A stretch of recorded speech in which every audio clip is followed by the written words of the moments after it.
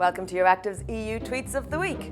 Commission hopefuls fail to impress. Why Robbins is in Brussels is anyone's guess. And thanks to Vestager fine, beer will cost less.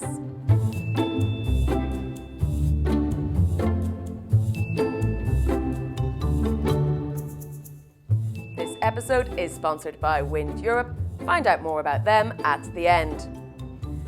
The big highlight of this week was, of course, the Spitzenkandidaten debate at the European Parliament, as 6 candidates, all vying for the European Commission top job, took to the stage. Nico Kues, Guy Keller, Jan Zahradil, Margaret Vestager, Manfred Weber and Frans Timmermans all appealed to the European public to back them, and spoof account DG Meme was right behind them.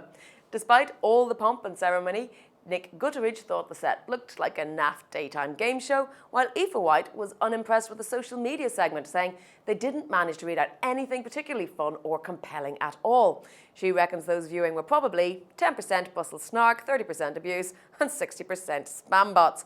Katie Owens, however, thought it was a wasted opportunity not to put some of the social media questions to the candidates. Jack Parrock thought the debate was so dull that it's lucky no one in the UK actually watches it. If they did, he reckons there'd be a few Remainers on the turn. Indeed, it wasn't much of a debate at all, more like 6 elevator pitches from established politicians who may or may not even be in the eventual running for the Commission role. The Economist's Tom Nuttall said not all the candidates are terrible, but this is a depressing simulacrum of a debate with candidates who probably won't get the job, promising to execute powers the office doesn't hold. One man who headed to Brussels this week without Spitzenkandidaten on his mind was UK Brexit negotiator Ollie Robbins. Asa Bennett reported that Robbins would not be sorting out the Brexit with his Brussels trip on Tuesday. James Crisp was among those who didn't really get why Robbins needed to come to Brussels to find out how quickly the political declaration could be redrafted. Michel Barnier has said it could be done in 48 hours at least 3 times in various speeches, said Crisp. Cue lots of people suggesting Robbins is here to sort out his EU citizenship.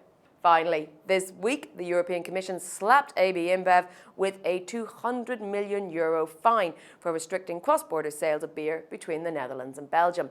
Consumers in Belgium have been paying more for their favourite beer because of AB InBev's illegal practices, said Competition Commissioner and top job hopeful Vestager. EURACTIV's Sam Morgan took issue with that, doubting that Jupiler is anyone's favourite beer. And do follow Sam's thread for a selection of some of the worst beer-related puns this side of the Atlantic. It's the first and last time you'll ever hear Juncker complain that Stella is excessively concentrated, quipped Martini Seltzenmeyer, adding you won't get this sort of thing with the Weber Commission. Robert Heslop has a conspiracy theory. I love it how the European Commission announced the fine on AB InBev for selling beer at a higher price just 1 week before the European elections, he tweeted. Surely some coincidence. And Aline Shivo added, lower prices for beers. Okay, it's now official. Absolutely everyone is a fan of Vestager in Brussels. But just to be annoying, she's going to keep track of how many more drunk guys are shouting under her windows.